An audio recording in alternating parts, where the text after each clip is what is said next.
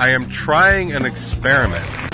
If you're talking about how good your pizza is in Florida, I think that tells you all you need to know. Where actually prices have gone down is in the cost of Jameson. Bacon, egg, and cheese allowed and encouraged. B&E's not so much. I think the amount that we pay in tolls and taxes, especially here in New York, is just bananas. And if you're stealing from, the state, you're stealing from all of us. If you're one of those people that's going over the bridge or going through the tunnels with a screen guard on so you don't have to pay the toll, I am a huge, huge fan of being able to get to Jersey without having to swim there. And not even the cool donkey like on Shrek. Hey man, I don't want to pay for the fire department. All of a sudden your house catches on fire. It's like, hey, where the is the fire department? That is some pickup line. Right now I'm basically just trying to get out of every single day alive. Hard Rock Lunchbox.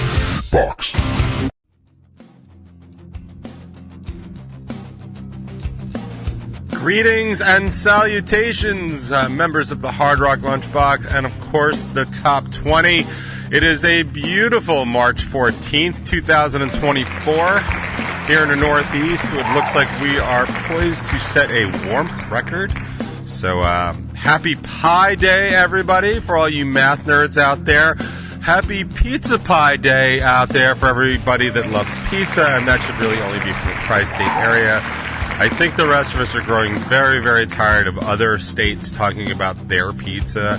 We will allow New Jersey to talk about it, but it's mainly going to be New York. And if you're talking about how good your pizza is in Florida, I think that tells you all you need to know about Florida. So, I kid. Although I've never had a good slice of pizza in Florida. I've never had a good slice of pizza in Pennsylvania or Connecticut either. I don't know what it is. They're real close. They really should be able to pull it off, and yet they don't. If you're asking me about my hat and why I'm wearing my hat, I am trying an experiment. I recently got a slew of negative comments on some of the shorts I've been posting. I'm so very new at this situation, so I just don't really know what it is that I'm doing. I run... Okay, so here's what I did. So I've been posting the bumpers from the show as kind of like an advertisement to the show for a little while. It's the intro of the Top 20. If you never watched the Top 20, I really wish you would watch the Top 20 because I really do put some time and effort into it, at least the first minute. Because I think it's just funny, like I say all the time. Like I really like having everything out of context, just like kind of bumped up together there. So I really kind of enjoy that. What I really, so I've been doing that, and then about a month ago, I think, I started running that intro through this AI program so that it could caption it for me. Captioning stuff takes so long, and it doesn't take like so long, like, oh my god, I can't believe how long this takes. It takes so long in the sense it's like, oh my god, this is so much longer than it ought to, because you have to time everything. Like, not only can I can kind of figure out what I'm saying, but the timing of it is time consuming to type in the video stuff that I use, so I don't do it. But so I use this AI thing to help do it. It's the same one that the guys over at Bacon Is My Podcast use, so I know it was vetted at least to be at least a decent program. So I did that, and that seemed to be cool for that. But what it's really designed to do, and this was kind of a big change and eye opener for me, because for someone that works in tech a lot, I really know very little about tech very often because I don't deal in a lot of bleeding edge technologies. I just burned out on it years ago. I know there are lots of people that super geek out on this stuff. I don't have the time. I think, like, my dad, when he got a little bit older, started like checking into all this new sort of stuff, but I think he had a lot more time. So if I ever have like a lot more time, I'd probably be a lot more interested. Right now I'm basically just trying to get out of every single day alive, so I don't really have the time to do all that. So what I was saying is that what this AI program is basically designed to do, it's designed to take an entire podcast or any video segment, but like, hours long if you want, and it goes through and analyzes sections of it for you. and tells you what it thinks is the most relevant and most important part of what this entire block of stuff. So if I take the entire top 20, which is anywhere from 20 to 30 minutes long, and I run it through there, what it does is it spits out a bunch of videos. It spits out a bunch of segments. Hey, this seems relevant, and it actually grades it. It tells you why, like, oh, this is an interesting topic. This is something people are talking about right now, all that other stuff. So I figured I'd give it a shot. So I ran it through last Saturday, and just to see what it would come up with. And I got to tell you, I was really quite impressed with the job it did. I mean, it gave me 12 videos, 12 shorts, sort of. I have to fine-tune it because some of them were like just too long. But it gave me like 12 shorts, and of them, I thought 8 were actually pretty good. I had to trim a couple of them because it just kind of went on into other stuff, and I don't know why it didn't catch that. But again, it's not a perfect algorithm. Anybody in AI and GP chat will tell you that it's not a perfected algorithm. But what it is a pretty useful tool, and it saved me a little bit of time. I mean, granted, it's adding more time because now it's something I actually have to look at, but I get a whole other product out of it, which I think might be interesting. So what I started doing this week is I posted a couple of those shorts to see what would happen.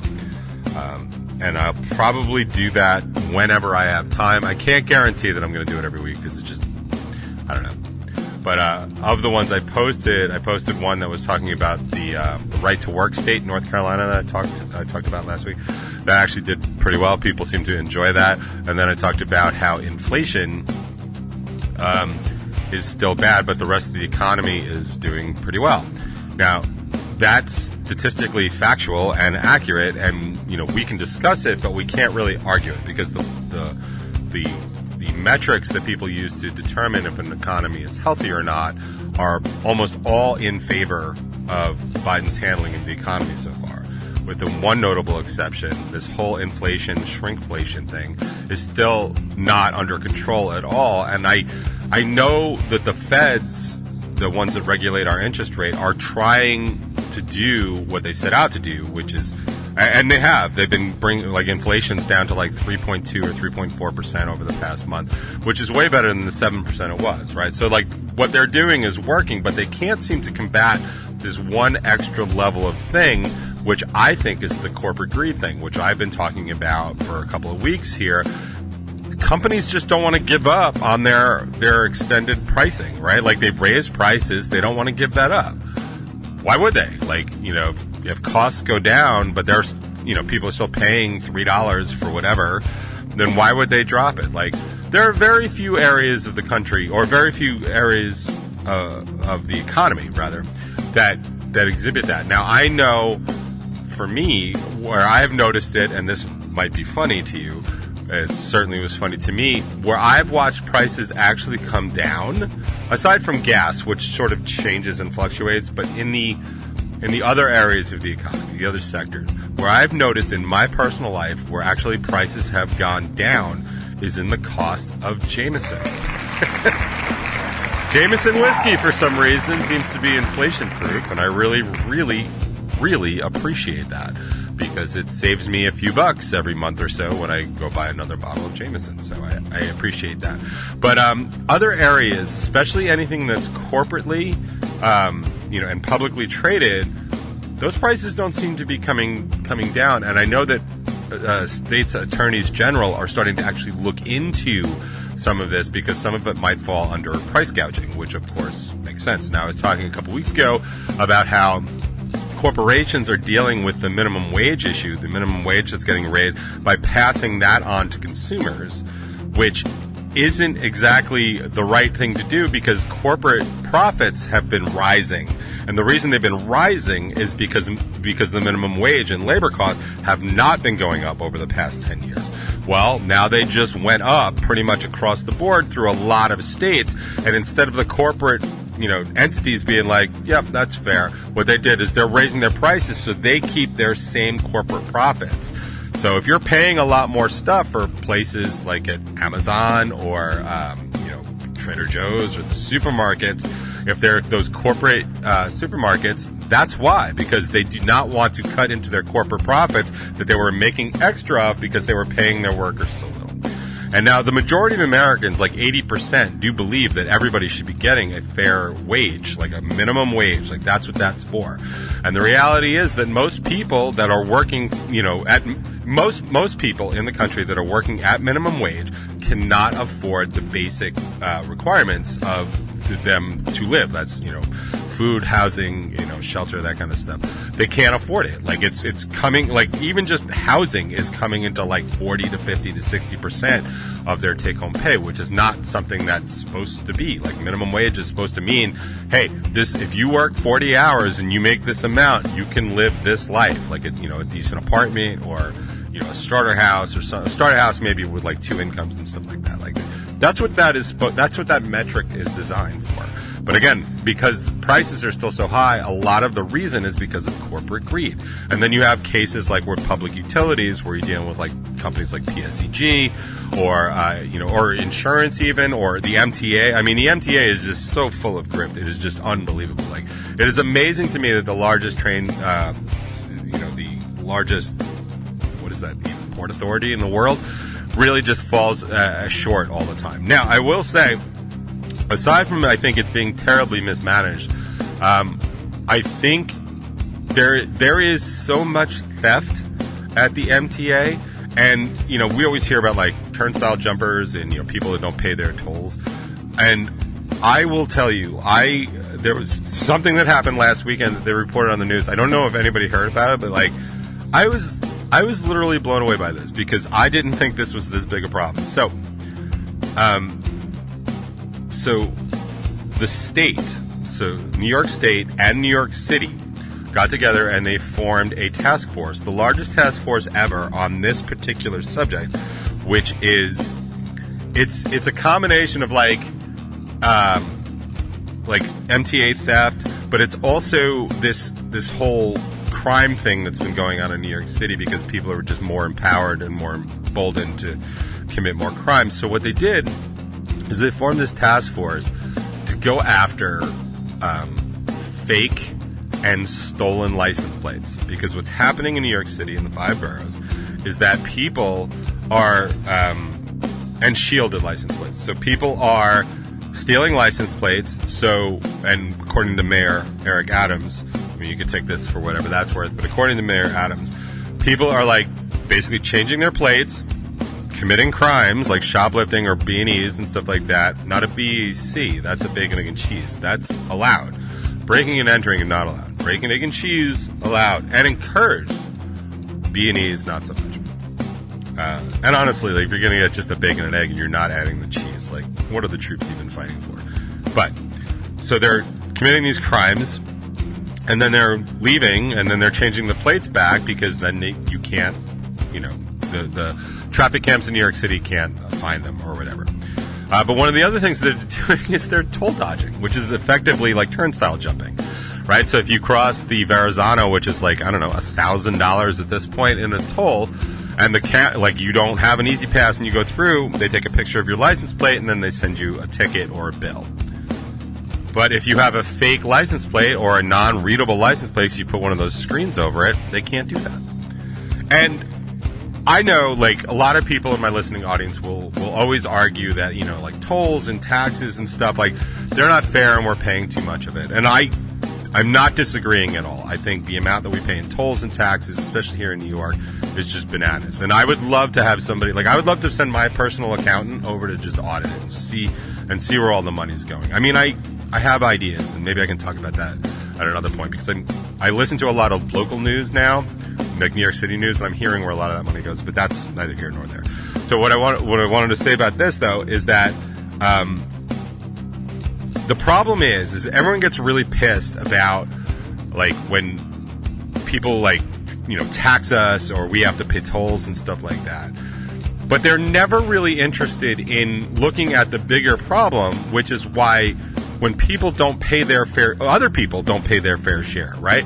If you have 50 people going over the Throgs Neck Bridge, paying whatever $9 the toll is, and you have, for every 50 people, you have 20 people that are dodging that toll, the amount that it costs to maintain that bridge doesn't change, right? So if you have 20 people that are just skirting the system, like the other 50 have to make up for that. And that's why I don't understand why people get mad at the wrong things.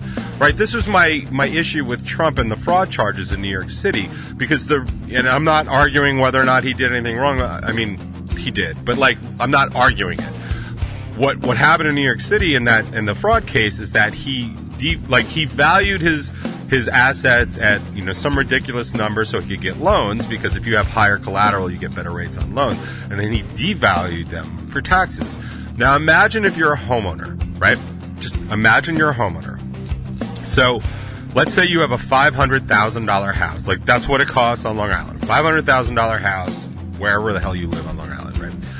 So let's say you go to the bank and you want to get a loan on that, like a HELOC or something, or just even refinance. And you get an assessor to come out. And the assessor, or you tell the bank that the assessor says, hey, my home is worth $700,000.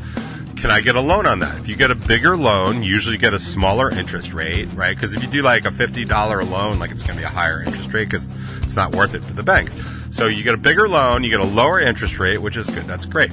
But now if you take that same assessment and you tell the state or even your county, like, no, my house is only worth $250,000. Well, they assess based on that. Well, they don't here, but if they did, if they were assessing your property taxes based on what your value was, then you just lied to the state and you're paying a cheaper tax bill. That's how a lot of corporate property taxes work, because it's based on the value and all that other stuff. Whereas it's kind of predetermined here. Like on Long Island, it's like your house is this big, it's in this district, blah, blah, blah. That's what it is, right? You don't really, I mean, you can claim deductions if your house is like dilapidated and stuff like that. But my point is, when you do that, you're paying less in taxes. The cost for your county or your town to run doesn't change. What you did is scam the system. And by the system, you saving money from the system means that all your neighbors have to pay more. In South Huntington, where I live, one of the biggest problems we have with property taxes is the fact that we have a lot of rentals. We have a lot of rentals in the Huntington Station area. Most places with a station area have that. They're rentals, they're usually immigrants, they're usually low income. Now, landlords get discounts when they don't actually live in the place that they have. They get discounts on their property taxes, which means they are not paying the same amount of property taxes as everybody else. On top of that, these low income places tend to have more people shoved in there. Not always, and I'm not being racist, it's a statistic that I know for a fact because I've done the research in South Huntington. So when you have more people shoved into a smaller place, they are using a greater proportion of resources than other people in different places that have less people shoved into a place. So what you have is you have a bunch of people not paying their fair share, so the rest of the people have to pay more. So this is what happened in the Trump case. He paid a lot less because he lied to the state about what his assets were worth. So he ended up paying a lot less in taxes. It's a total scam. It's what most people try and do. I'm not blaming the former president for it. Like, if that's the game and that's the loophole, try and pay as little taxes as you can. Then that's the game. Then I guess that's the game, and we should all be doing it. But my point is that the repercussions of that is that tax base does not change the cost of running the city, the cost of running the state, and you can have your own issues with them. But if it costs $1 million to run the city and somebody is not paying, half of that in taxes, the rest of us have to pay in taxes. And for whatever reason, most people get mad at the people that are asking for the taxes as opposed to the people that are scamming and not paying their fair share. Now, I was raised correctly, so I get mad at the people that are actually just fucking it up for the rest of us, because that's not okay. And if you're stealing from, the state, you're stealing from all of us, and we should be mad at you for it. So, that long-ass intro, what they did this weekend, which I thought was hysterical, is that they set up this task force and they went after all these dudes that had switch plates, had fake plates, had GARS shields on them, screen readers so they couldn't be read. And because of that, they arrested like 70-something people. This is a weekend. 70-something people trying to go over bridges or in tunnels with, whatever. They probably had bench warrants or whatever. They arrested 8 people. They impounded 70 plus vehicles, and they gave out like over 220 summonses for this stuff.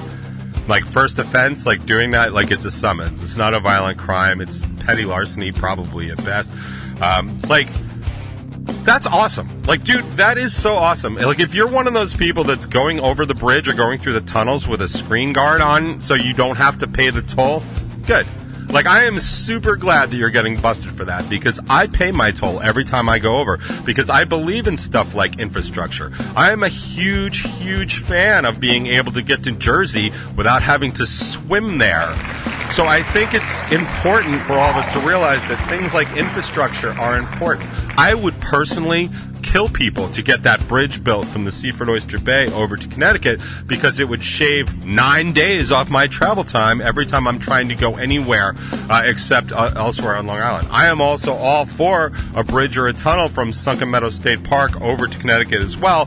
That is a much longer trip and a much harder thing, and I think until we're out there 3D printing bridges and tunnels, I just don't think that that's going to happen. But I'm a big believer in that kind of stuff, and I think it's super important that we as a society evaluate how important it is that we have infrastructure.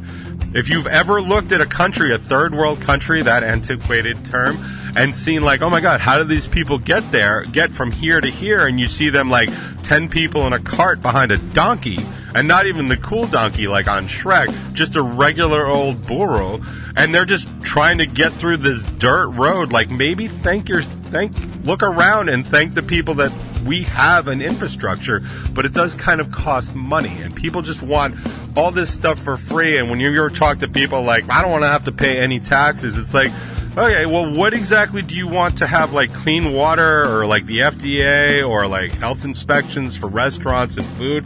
And do you like that highway? Like, do you want it plowed? Like, all these things cost money. Libraries, firemen, the police officers, like subways, train, like, you know, all these things actually cost money. Could you imagine if we had a private police department? Do you have any idea how many people would not be paying for that? Like, or fire department for that matter. Like, hey man, I don't want to pay for the fire department. All of a sudden your house catches on fire. It's like, hey, where the fuck is the fire department? Like,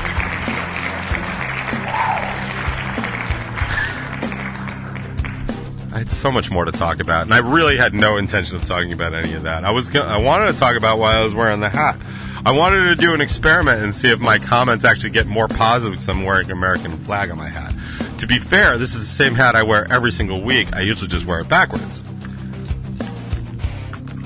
So, if that suddenly looks more familiar to you, it's the same goddamn hat. I am a proud American. I am a proud patriot, and I believe in this country. I believe in a lot of it.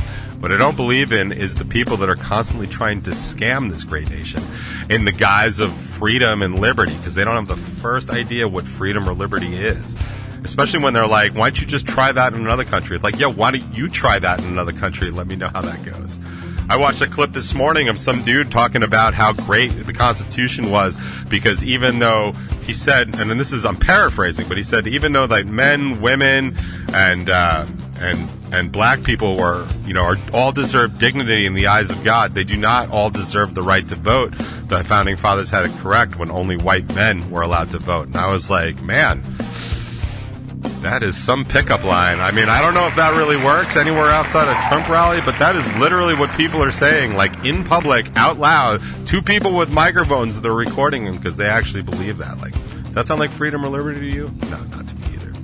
So, before I go on any longer, which nobody wants, including me, I do have a slight show announcement. I mean, not really, but just so you know, like Revel 9 has released another single.